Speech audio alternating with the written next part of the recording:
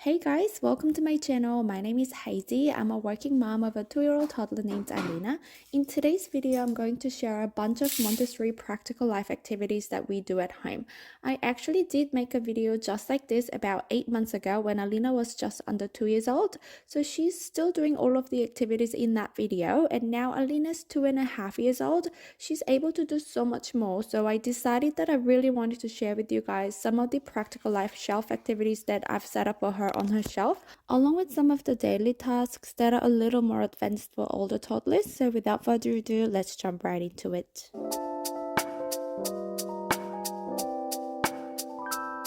Practical life can be taught with shelf work. I mean, the best way to learn practical life is through a real experience like baking, meal prepping, and cleaning, and etc.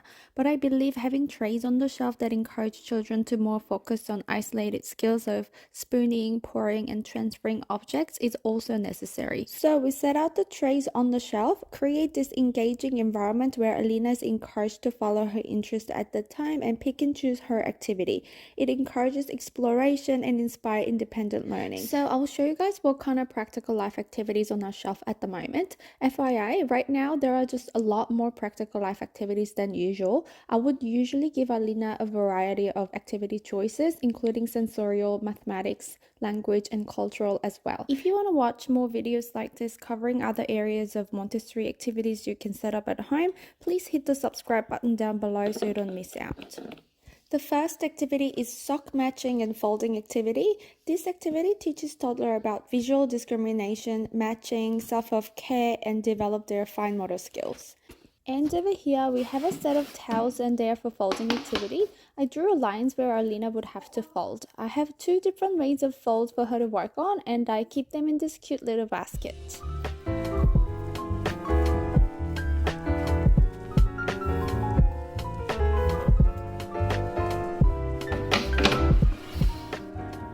Now over here, we have a spooning activity. In fact, Alina has mastered this skill a long time ago, but Alina still loves doing this first thing in the morning, so I kept it on our shelf.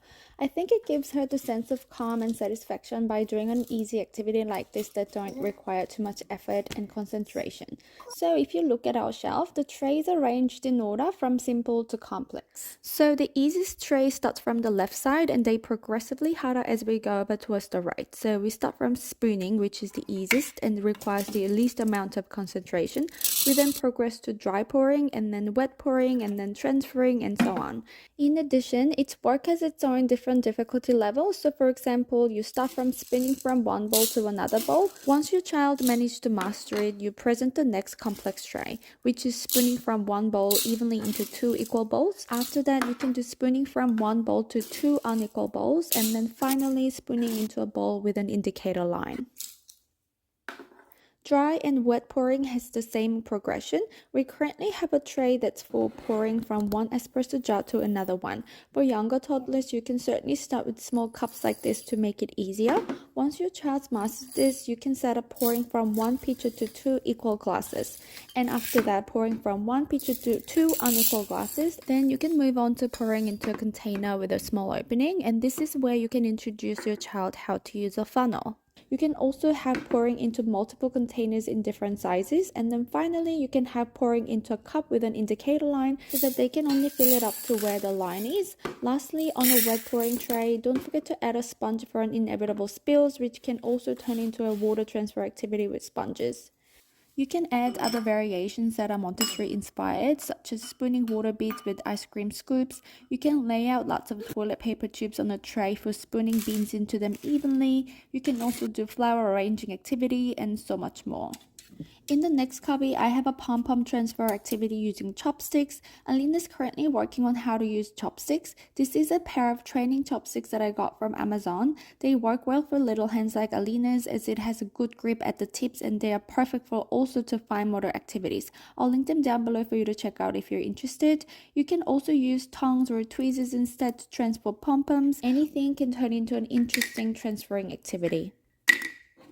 Trays are utilized so much in Montessori, and when you get Montessori trays, there are a few things to consider. You want to buy trays that has a lip or size or handle so your child can easily carry them. It's important that the activity materials are safely contained and can be displayed clearly in the tray. Try to use natural material trays when possible. Dr. Maria Montessori emphasized the use of real materials in the classroom.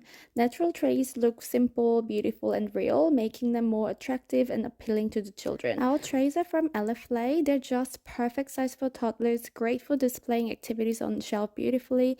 I'll link them down below in the description box, so be sure to check them out. Now let's move on to real life activities that we do. This includes the everyday routines and practices of life such as preparing food, dressing herself, cleaning, and more. Like I mentioned earlier, I do have a video sharing a whole bunch of practical life activities for 18 to 24 months, so make sure you check that video out if you haven't, because those activities in that previous video won't be included in this video. It might make you feel a little uneasy thinking about a child accidentally hurting themselves, but you'll be amazed to see how much concentration and fine motor skills they will show when they cut real food with a real knife. If your child has never handled a knife before, this crinkle cutter is a perfect starter knife for toddlers. The handle makes it easy to grip onto with two hands, and they're not as sharp as it looks, so with direct supervision, I think they're safe for toddlers to use. Alternatively, there are wooden ones available online that are designed for kids, and they work very similar way. Once your child has mastered using the crinkle cutter, you can introduce a toddler-safe knife that's more shaped like a real knife. The cutting motions of these knives is a bit different from crinkle cutter, so it requires lots of practice. We have a small section in our kitchen to store her knives, so we have a crinkle cutter, butter knife, apple slicer, and plastic knives in different sizes. So when I ask Alina for help with cutting veggies for dinner, Alina goes to her kitchen and selects the knife that she needs. Would you believe that a young toddler would be able to wash dishes like happily? Young children like to help, and they love being able to do it all by themselves. It gives them a sense of pride and independence. You don't need to have this functional kitchen for washing dishes. Invite your child to bring their learning towel or a stool and work together at a real kitchen sink. Or you can have two containers with some water on the floor or on a table like this. One container for wash and one container for rinse. IKEA Fleece table is perfect for practicing how to wash dishes. Alina and I tried this setup for the first time, and she had a wonderful time washing the dishes here. You need to prepare a plastic container for water, soap, scrub brush, sponge, and towel for drying. I put all of the things she needs for this activity in one section down here in the kitchen so that she knows these are everything she needs when she's cleaning the table. So first, she needs a bucket of clean water, wet the scrub brush and get some soap on it, and she scrubs. After scrubbing the entire table, wipe the bubble off using a sponge, rinsing the sponge in between to get the old soap out, and dry the table with a towel. Once the cycle of the activity is completed, encourage your child to collect everything back into the basket and put them back to where it belongs. Looking after indoor plants is a great way to learn to gently care for something small and delicate. Let your child know that plants are a living thing and remind them how important it is to take care of plants with love and care. For this activity, you need to prepare a small watering can, a cloth or cotton pad, sponge, spray bottle or a mist sprayer, and finally a pair of scissors for pruning. Let your child water the plant using a small watering can, clean the leaves with a cloth, remove damaged or brown leaves with scissors. Keep a towel nearby for your child to wipe up any water spills. Once the cycle of activity is completed, collect everything back into the basket and put it back to where it belongs. Dressing has been a huge point of frustration for me, especially when Alina was in the thick of the I can do it myself phase. Alina has finally mastered self-dressing at this point, but it took us a long time to get to this point where we are right now. When your child insists to get dressed by him or herself, follow the lead and just only help as much as necessary. If you want to avoid any power struggle in the morning, don't give them choices that are not choices, and don't give them too many choices. Let them make their own choice of what to wear for the day, and once they pick out the outfit and figured out how to get dressed, there will likely be a lot of backwards and inside out situation, but don't correct them. We want them to be proud of what they've just accomplished rather than frustrated about not getting it exactly right. Instead, you can ask to find out how their body feels at the moment by asking, does that feel uncomfortable? If it's not bothering them, let it go and just make peace with it.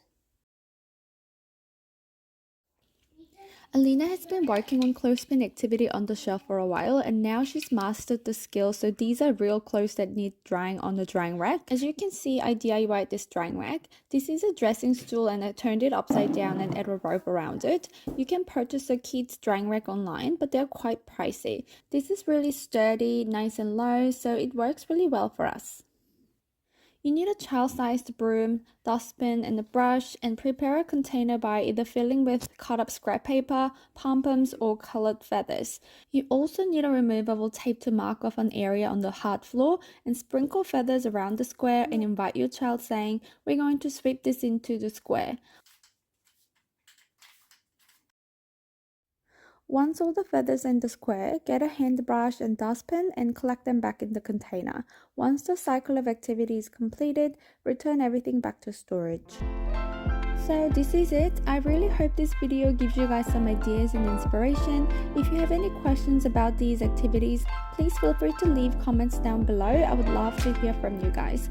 If you enjoyed this video and want to watch more videos like this, don't forget to give it a thumbs up. I create videos about Montessori at home, Montessori activity ideas, and Montessori inspired home makeover. So if that sounds like something you want to watch more of, please subscribe to my channel so you don't miss out the future videos. Thank you guys so much for watching, and I'll see you next time.